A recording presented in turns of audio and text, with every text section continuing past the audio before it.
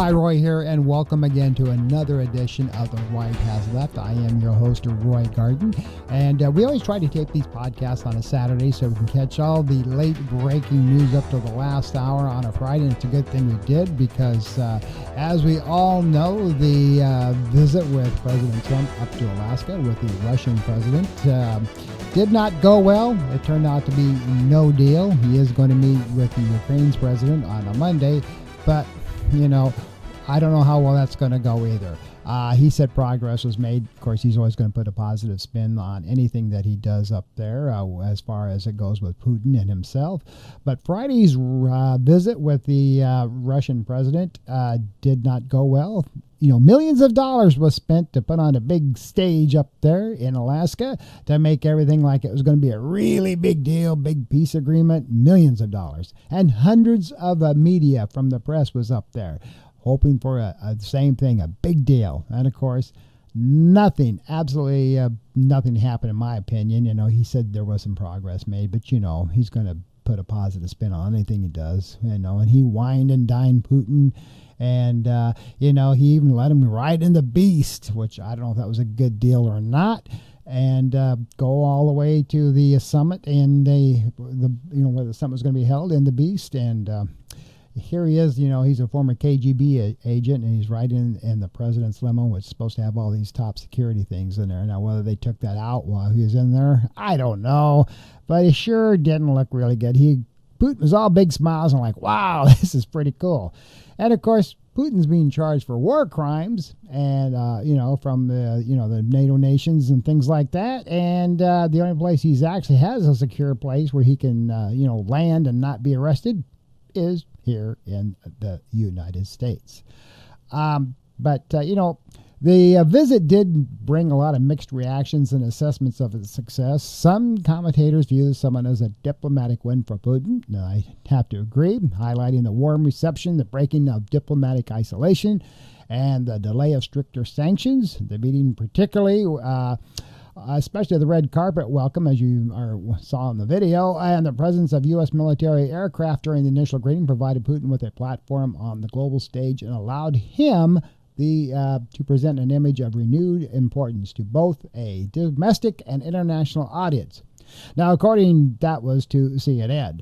However, many others see the summit as falling short of its intended goal, particularly regarding a ceasefire or peace agreement on the ongoing war in Ukraine. Despite the talks, no concrete agreements were announced, and Russia continued its offensive actions in Ukraine, according to multiple reports.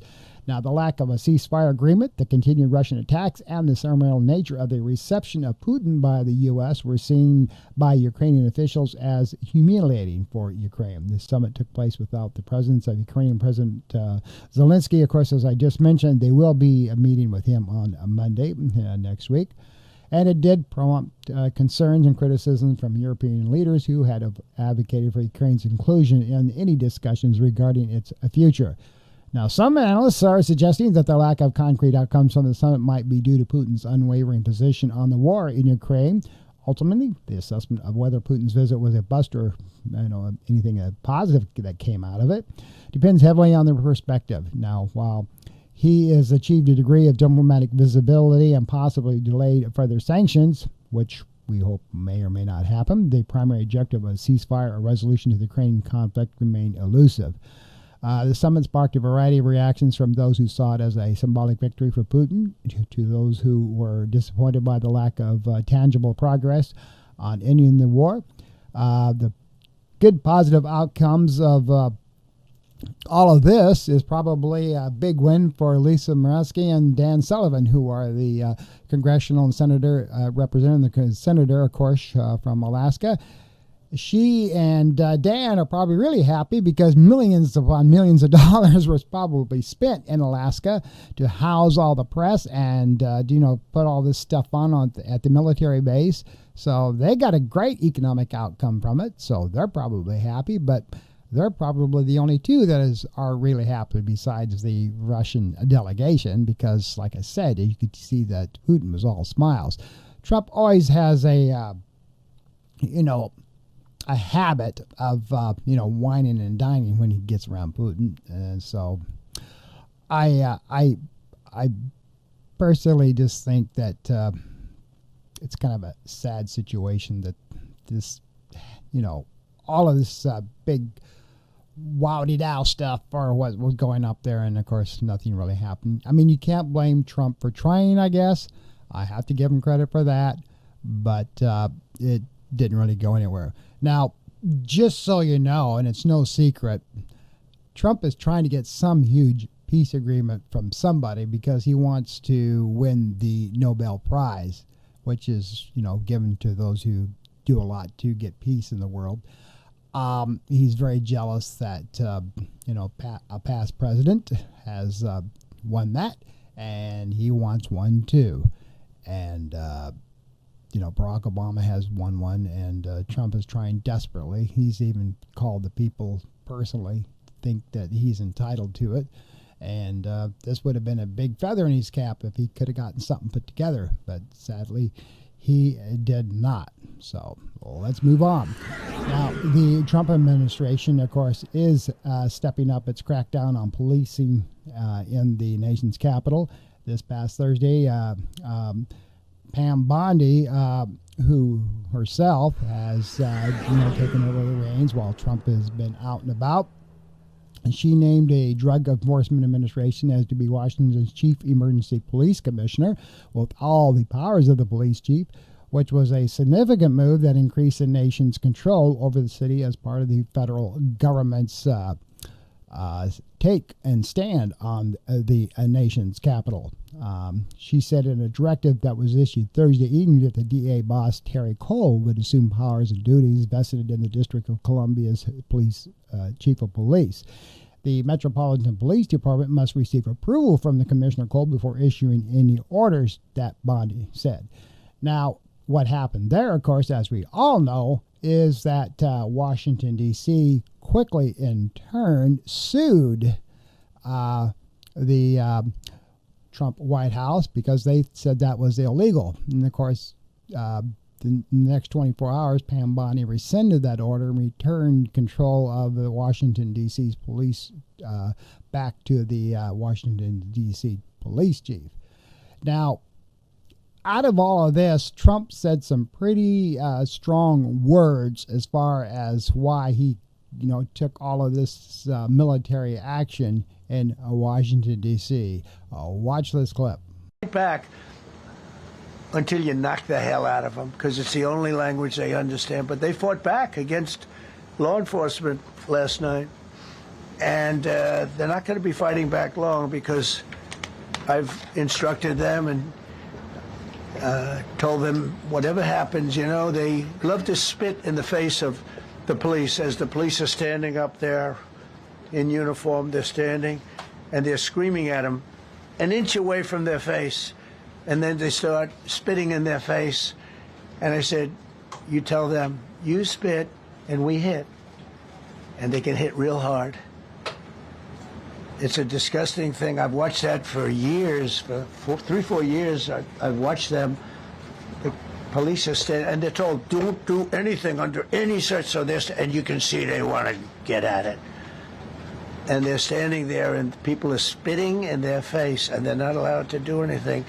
But now they are allowed to do whatever the hell they want. Now, Trump did say he's going to seek more permanent federal control of Washington, D.C., with the police force as he continues his efforts to ramp up crime enforcement in the nation's capital. Now, earlier this week, Trump announced his plans to deploy the National Guard troops in the nation's capital, declaring a public safety emergency to put Washington Police Department under federal control. Now, as you all know, they have 30 days to which they can do that, and then they have to get Congress to approve any longer extension, which he absolutely plans to do. He wants to take total control of Washington, D.C. for probably as long as he's in office. It's been no secret that Trump wants to privatize, actually, Washington, D.C. He wants to remove it as a District of Columbia and make it a city with corporate sponsorship and corporate involvement. because he doesn't like the way it's run. Why? It's because it's run by Democrats, and he doesn't like that thing in his backyard. So, he wants the extension because he wants to make Washington, D.C. beautiful again. He says it looks terrible. We're going to redo the roads. We're going to redo the medians, the pavers, and the medians are all throughout the city. And we're going to take all the graffiti off the walls, and we're going to make it beautiful for the people to see. And, we're going to redo the parks. We're going to redo the grass. He says we're all going to have Congress ask for a relatively small amount of money to do all this, and he says that he wants to crack down on the violent crime, as you heard by his rhetoric in that report. And he says violent crime has got to go down. It's too high right now. And that's why I want to talk a little bit about what he's saying here about this violent crime, because I personally think that, as they've all said, that violent crime is not that high in Washington, D.C. at this present moment. Crime is actually down, but he uses that for his basically to say what he wants to say as far as his rhetoric about how things are in Washington, D.C. And that's going to bring me to my top story for this particular podcast, because I want to talk a little bit about what he's saying there, because the murder rates that he is talking about being so high as far as all of the blue states is not true. First and foremost, this is some things that you've really got to understand as far as, what's going on with all of this military control. Because right now, when you have this type of military control and you are, going out and, detaining people who may or may not have criminal records, who may or may not be actual U.S. citizens, yet you got ICE out there in the Washington, D.C. arresting people. A lot of these people are getting their First, their Fourth, their Eighth, and their 14th Amendment rights violated. And that's what's bringing a lot of concern to these people. As you know, your First Amendment is the right of freedom of speech. Thus the protests, and you saw that some of the video. They are already out there protesting, the takeover of Washington, D.C. A lot of people say I walk the streets of Washington, D.C. all the time, and I found it perfectly safe. Let me get my glasses on so I could actually see what I'm reading here. Yes. The rights of getting a little aged here.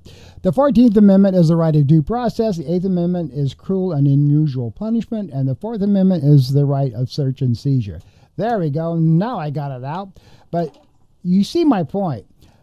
All of these amendments is given to us as U.S. citizens. And a lot of these people right now in Washington, D.C. are saying a lot of these amendments that they have and their rights are being violated, and because of the aggressive nature being taken now by the Washington, D.C. police, as well as the FBI, as well as ICE. Now, the National Guard are not armed, but they are assisting with this detaining. Now, to get to my point about my top story here and about the crime rate in red versus blue states, because you really, really need to pay attention to this. Research from multiple sources indicates that the murder rates in red states that voted for the Republican presidential nominee in the last election, have been consistently higher than those in the blue states, which, of course, voted for the Democratic nominee for the past 2 decades. Now, here's a breakdown. Murder rates, analysis consistently shows that murder rates in the red states have exceeded those in blue states every year since 2000. Of course, Trump doesn't talk about that. He wants to go after the blue states because he is nervous about the midterms, and he wants to make it look like he's tough on crime and that all the blue states have higher crime rates than those of the red states. Now, the red states have, on an average, experienced higher murder rates. For instance, one analysis has found that in 2020, per capita murder rates were 40% higher in states won by Donald Trump compared to those won by Joe Biden. Increasing rates. Furthermore, murder rates have increased at a faster pace in Trump voting states over the past 2 decades compared to the Biden voting states. Now, and of course, as I said, that's absolutely true. Highest rates in red states, reliably red states like Louisiana, Mississippi, Alabama, Missouri have consistently had some of the highest murder rates in the country. Factors involved, the reasons for these differences are complex and likely multifactional. Potential contributing factors mentioned in the research include higher poverty rates, increased gun ownership, lower education levels, and differing social spending in those red states. However, the FBI does caution against drawing conclusions based on a single demographic factor. Higher crime rates may also reflect differences in crime reporting rather than just actual incidences. Now, Trump voting states, according do amount for about 8 out of the 10 highest murder rates in 2020. Murder rates are 40% higher in Trump voting states compared to Biden voting states. Now, the current narrative around crime and murder is convenient and wrong. Whether you're watching CNN or Fox News or getting your news online from a traditional newspaper, you would think that the increase in murder rates is a phenomenon found mostly in those liberal cities. Many have tried attributing this increase to Democratic policies, specifically police reform. Republican lawmakers and ad makers have contributed to this narrative through clever messaging and strategies, but the data clearly paint a different story. Now, the increase in murder is a liberal cities problem, not a national problem. Murder rates are actually higher in Republican Trump voting states than haven't even filtered with ideas like defund the police. 8 out of the 10 lawmakers, which are high murder states, are not only Trump voting states, but GOP bastions for the last quarter of a century. A more accurate conclusion from the data is that Republicans do a far better job blaming others for high murder rates than actually reducing high murder rates. So, there you go. As you can see by the data, even though Trump is spouting that crime is high in all the blue states and not high in the red states, that's not true. Crime is actually higher in the red states. And as I just told you, a lot of those contributing factors in some of these southern states is, higher gun ownership and also, some of the educational levels and poverty levels of some of these southern states. So, you can take all that data for what it's worth. You can say I'm lying, but it's out there and it's available to you if you want to do your own research. But ladies and gentlemen, you got to take what this all is. It's just politics. And of course, now with the gerrymandering going on with Texas redistricting, so they can have more Republican representatives. And of course, California is going to answer to counteract that. Both the Democrats and the Republicans really, I wish they would have just leave this alone and let independent organizational of the redistricting be left alone. But, now everybody's nervous, and of course the Republicans are scared, so this is what they're doing it. They hate to lose. They don't want to lose because they want to keep everything in control. So there you have it. So let's move on. Now, the Supreme Court is allowing President Donald Trump to put his plan to dismantle the Education Department back on track and go through with now laying off nearly 1,400 employees. With the 3 liberal justices, of course, in dissent, they didn't, they don't have any voice. The court on Monday paused an order from the U.S. District Judge in Boston who issued a preliminary injunction reversing the layoffs and calling into question the broader plan. The layoffs will likely cripple the department to where it's just going to be non-existent. A federal appeals court refused to put the order on hold while the administration appealed. Now, again, there you go. There goes your education department. That was one of Trump's big, campaign promises that he doesn't think the education department needs to exist. The court did not explain its decision, as they never do, in favor of Trump. So they just said, yeah, okay, Trump's got the power to do that. He can legally do that. So you can say goodbye to the education department. You really can, because it's just going to basically disappear. So another thing that's going on in the news that's kind of interesting is, Kristi Noem. She's back in the news again. She's been staying rent-free in the home reserved for the top Coast Guard officials. And the reason for this is because of death threats. And it's also drawing scrutiny and criticism from congressional Democrats. They obviously want her safe. That's not the issue. It's like, why isn't she not at least, be paying something for staying there? The Department of Homeland Security said it was a wide range of death threats, as well as reporting that showed that the area around Noem's Navy Yard condo, which she has been staying at, has spurred the unusual arrangement at the Joint Base Coast Guard facility where she's now staying. Following the media's publishing of the location of Secretary Noem's Washington D.C. apartment, she has been facing doxing on the dark web as a surge in death threats, including from the terrorist organizations, cartels, and criminal gangs that DHS targets. And due to those threats and security concerns, she has been forced to temporarily stay in a secured military and housing location. They said, though, she is continuing to pay rent on her Navy Yard residence. Assistant Secretary for Public Affairs Tricia McLaughlin did say in a statement. So there you go. I mean, obviously, no matter what your political feelings, you don't want to see any physical harm come to anybody. And that includes, Trump and his entire administration. We all have the right and the freedom, at least as I mentioned in the First Amendment, to say what we want to say, whether we agree or disagree. But obviously, when it comes down to something like this, you want to make sure that they're safe.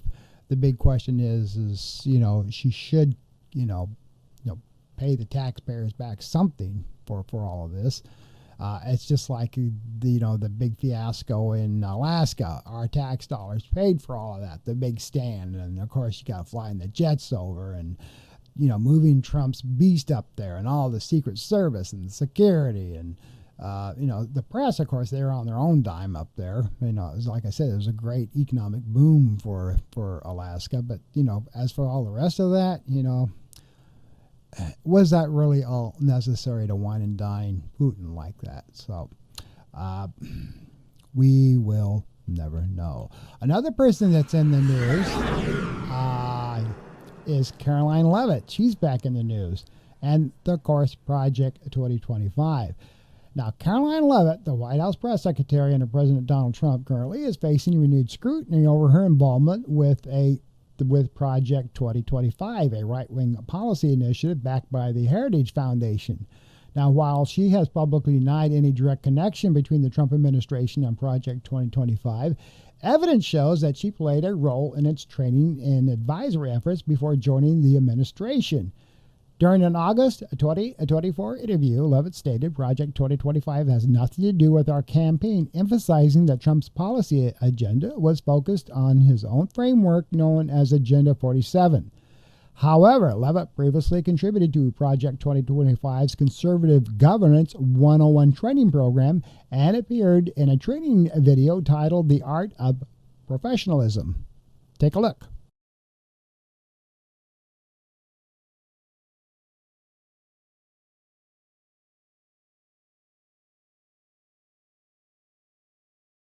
Hi there. My name is Chris Hayes. I am the Careers Coordinator at the Leadership Institute here in Washington, D.C. Today we're going to talk to you about the art of professionalism. I'm joined by Caroline Leavitt. Yes, great to be with you, Chris. My name is Caroline Leavitt, and I am a former political appointee in the Donald J. Trump administration, where I served in the White House press office as an assistant press secretary. In the eyes of many in the world, this every 4-year ceremony we accept as normal is nothing less than a miracle. In America, we understand that a nation is only living as long as it is striving. Only a few generations have been granted the role of the... Well, it means that whatever your job description is, your boss is relying on you to do that on time and with excellence. And so you should be striving for those kinds of things. And this sort of brings up a question that I have for Caroline. Caroline, what were some of your day-to-day duties, your job duties, that you had to make sure you never missed some of those core responsibilities? It's a great question, and as a political appointee, you will get the books thrown at you on your first day on the job. And one of the characteristics on this slide as well is knowledge, and that's a very important characteristic to have. However, you have to understand, as your first day as a political appointee, regardless of which branch you serve in, which agency you... By Friday, you can remember where assuming positive intent and treating other people with respect led to some good outcomes? Absolutely. There will be many a times where you are working in an administration and there are very high pressure situations. In my experience, working in the press briefing room where the news cycle is ever changing, it's 24/7, and we would spend all morning from 7 a.m. to 1 p.m. briefing the press secretary, preparing her for the daily briefing, and then 5 minutes before the briefing call, major news breaks, or the president would put out a statement, and it would really change the way that we knew we were going to be questioned by the White House press corps. All right, now let's talk about your boss. The first thing that everyone should know about their boss is that their boss has a boss. Even the President of the United States has people that he or she would answer to, theoretically, right? Certainly the American people themselves, but also their own deadlines, their own things. Based on that, your boss's priorities, it should all filter. It should all filter upward in a good way. And I think a critical juncture here is communication. So your boss should never, ever be caught off guard by something you already know. So if you see something on the horizon and it could be an issue and you're working to solve it, let someone know. If you really think you might not have it, but you don't want that to come to your boss's attention and have it be something that they've never heard about in their life. Meanwhile, you're already working on it. So everything that is about your boss, it all boils down to making your boss's life as easy as you possibly can is almost a direct equivalent to you being excellent at your job. Legitimate questions that, again, you have not already done your due diligence to figure out on your own. Having supervised folks myself in the administration and elsewhere in my career, I can tell you there is nothing more annoying than having people come to you with things that are completely unnecessary. You are not your boss's top priority. Your boss has their own job to do. You are there to support your boss. So don't try and play favorites. Don't try and be in their face all of the time. Show up every day, execute your job to be helpful to your boss, and I guarantee you, I know for a fact, they will remember you for being that worker who showed up on time, did what they had to do, didn't complain, didn't annoy them. And that's the best way to serve in your boss's good graces. Now, in the video, she discussed her experiences working in the Trump White House during its first term. I just showed you a brief clip. And she offered guidance to potential future members of a conservative administration.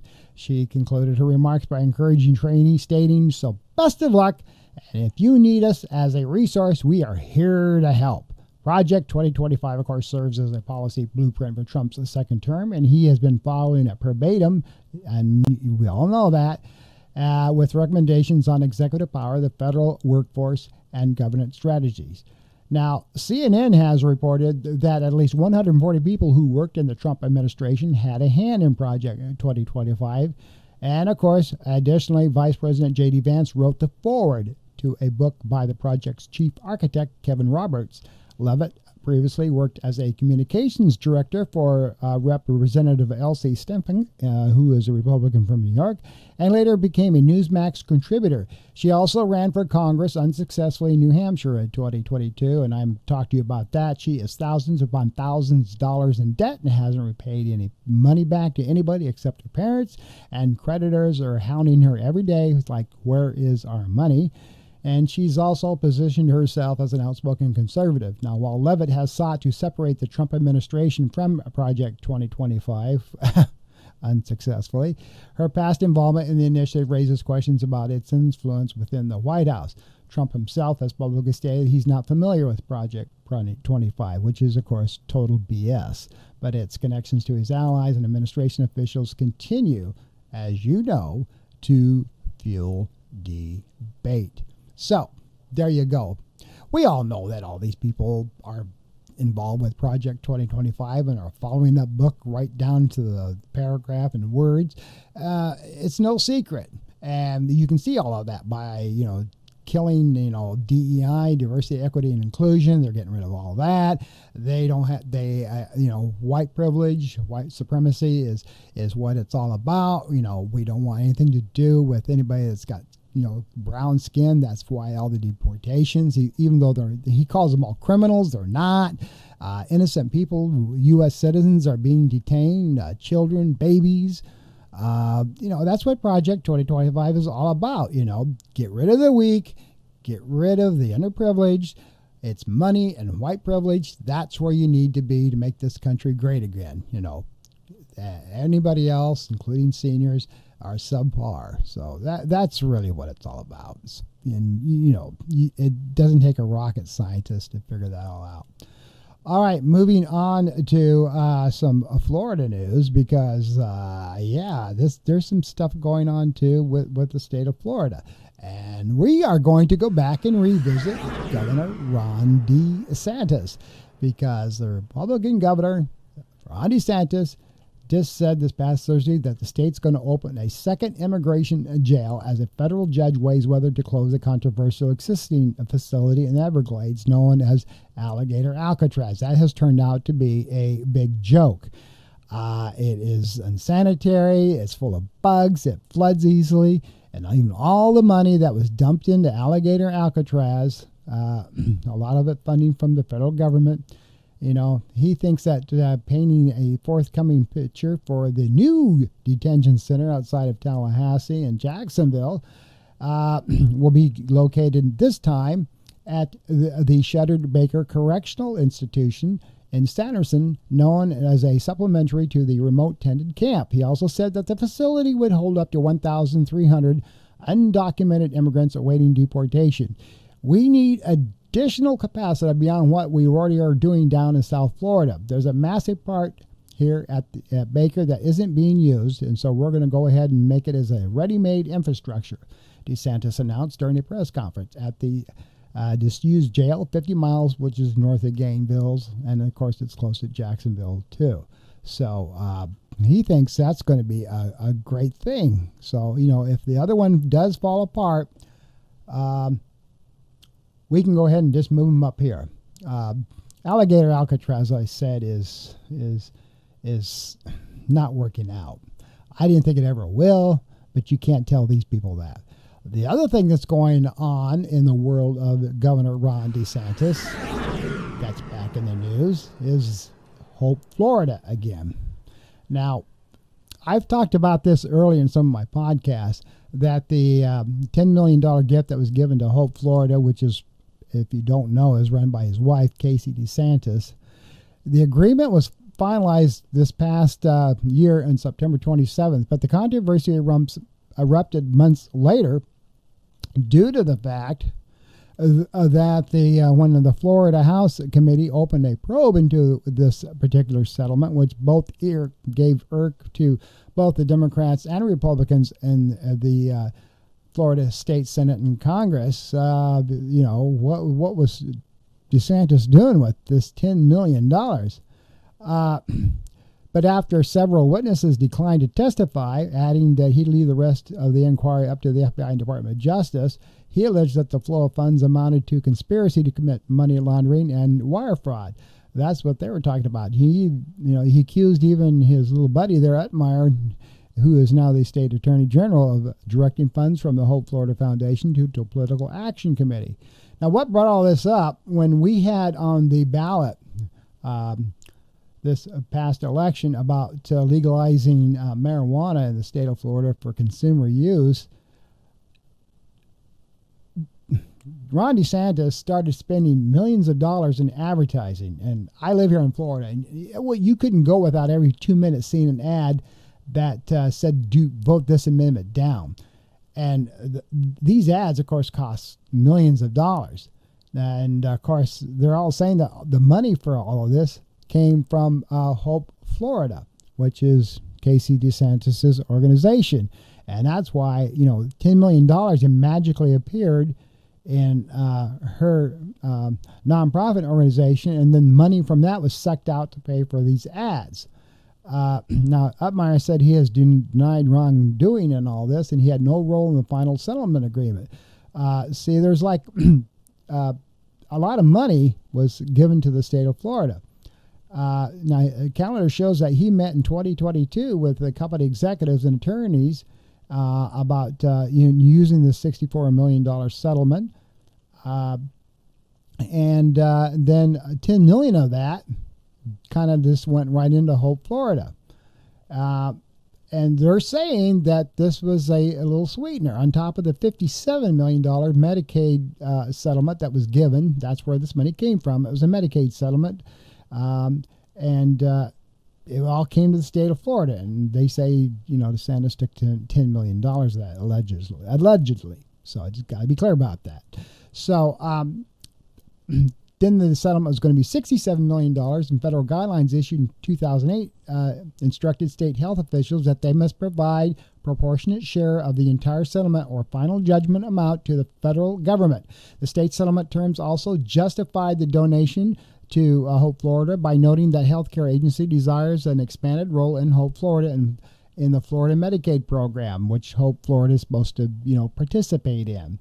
That means that $10 million should not have been carved out for Hope Florida, and that it belonged to the Medicaid program, and Hope Florida could, make use of some of that, which would restrict, keyword restrict, how that fund should have been used, not spending millions of dollars on an anti-marijuana campaign. So, the Florida House Committee opened a probe into all this, and of course they it disappeared when nobody would testify. So interesting stuff that was going on here. So, you got people that don't know anything. I never heard anything. I can't really tell you about it. And so there you go. This has been an interesting ongoing thing with Ron DeSantis as far as this Hope Florida Foundation and the $10 million. And, it's still very, very sketchy, but how do you prove anything if you can't come up with how it's supposed to be? So there you go. And in our final news segment here on The Right Has Left, some Florida cities are resisting new state and federal guidance that prohibits rainbow-colored intersections. Now, why does this matter? While other Florida cities have acted quickly to remove their pride-themed crosswalks and avoid violating the federal and state's June 30th mandate, Key West and Delray Beach appear to be the first to push back against the DeSantis administration. In a response from the state could influence how other cities with pride-themed streets like Miami Beach and Fort Lauderdale might decide how they're going to move forward. Key West voted August 6th to explore all legal avenues to preserve its popular rainbow crosswalks at the intersection of Duval and Porchona Streets, which the city says is one of the island's most iconic and visited locations. The city also voted to designate the crosswalks as a cultural landmark and the surrounding area as the historic neighborhood of Key West. Honoring the city's LGBTQ community in Delray Beach, the city commissioners decided Tuesday to defy a previous order from the city manager and keep its painted pride intersections, for now at least. The South Florida Sun-Sentinel reported on this after city manager Terrence Moore announced in July that the city must adhere to state guidelines. Commissioners this week said it would be premature to remove the crosswalk without receiving a direct order from the state. Now, neither Miami Beach nor Fort Lauderdale have reacted to the mandate, and the city's Pride Street markings are still in place. Miami Beach Commissioner Alex Fernandez has told the media that the city hasn't received any communication from the state, so there's no action for the city commissioner to take at this time. So you've got all these Florida cities that still are keeping their rainbow sidewalks. Now, as you know, Donald Trump has basically gone on to say, and he has instructed his Department of Transportation that those sidewalks are they're distracting and they don't meet federal guidelines, and that when they're painted in rainbow colors, that's a distraction, and therefore we need to return them to just black pavement with the white stripings as a crosswalk, and that meets federal regulations. That all these rainbow sidewalks violate federal regulations. And of course, Ron DeSantis, who's a mini Trump, I call him mini Trump, he follows the same mandate, and they said the same thing. The states need to get rid of that because it's in violation of the Federal Transportation Committee, and of course they're going to restrict funds to the state if they don't return them to what they're supposed to look like normally. And of course, the State Department in Florida has said, if you don't return them to the normal colors, we're going to go down there and do them for you, and we're going to charge you and take away your funding. If we have to go down there and repaint them ourselves, we will do so, but you got to get rid of those rainbow sidewalks. Now, many cities in Florida have shown support to the LGBTQ community, and it's funny that the federal state transportation secretary wants to say that, again, this is all going back to DEI. But here's what's interesting. This guy here, Bennett, is openly gay, and he's proud to say so, and he's on the Trump administration. It's funny that he doesn't come out and say something about this and say to Trump and to his federal transportation secretary, like, hey, guy, back off a little bit. These sidewalks is not bothering anybody. It represents culture. But you know what? He's not going to do that. He's not going to make ways for Donald Trump. But it's kind of funny that Trump's got a person with the LGBTQ community in the form of Bennett on his cabinet, and yet, his National Transportation Committee guy says that, you guys got to go out there and repaint your sidewalks. Now, I know this is kind of being nitpicky, but those sidewalks have never bothered anybody, and they don't violate any federal standard as far as visibility. People know that that's a crosswalk, even though they're painted red, white, and blue. For God's sakes, grow up. All these people out there, get rid of DEI, get rid of culture, the hell with the LGBT community, we want white supremacists, white privileged stuff on our sidewalks, why are we supporting gay and lesbians? My God, that's terrible. It's so interesting, isn't it? Well, anyway, that is my edition of The Right Has Left. I have been your host, Roy Garten. I hope you've enjoyed this show. Stay tuned next week for our next edition of The Right and Left. Until then, you all try to have a great week. Until then, take care.